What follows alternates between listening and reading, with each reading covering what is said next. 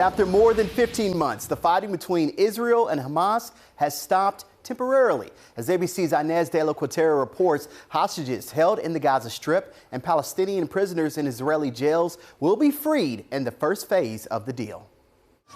With smiles on their faces, the first 3 hostages released from captivity in Gaza as part of the Israel-Hamas ceasefire deal are now back on Israeli soil.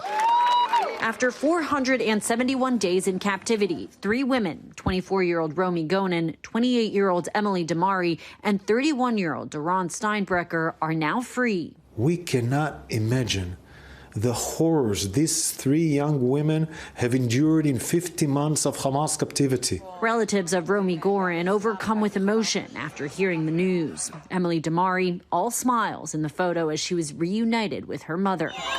This was the scene in Gaza just moments before the women were released. Hamas men gathered around the Red Cross convoy. A crowd gathered to watch the exchange. Under this first phase of the deal, 33 hostages will be released over the next 6 weeks, including 2 Americans, Keith Samuel Siegel and Sagi Dekohen. Sagi has 3 daughters, the youngest born after he was taken captive. His wonderful wife was 7 months pregnant, and for 9 horrific hours, was able to survive in the safe room of their home on our kibbutz with her 2 little daughters, while there was murder all around. Palestinian prisoners in Israeli jails will also be freed, and the ceasefire allows aid to begin moving into Gaza. Trucks loaded with humanitarian aid have been lined up at the Egyptian side of the Rafah border crossing. Those trucks now starting to move into Gaza. President Biden said this was one of the hardest negotiations of his career. Today's ceasefire in Gaza and the release of hostages is a result of a principled and effective policy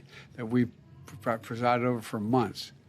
And we got here without a wider war in the Middle East than many predicted. The president says keeping the fragile framework of the ceasefire together is now in President-elect Trump's hands. Inez de la Cuatera, ABC News, London.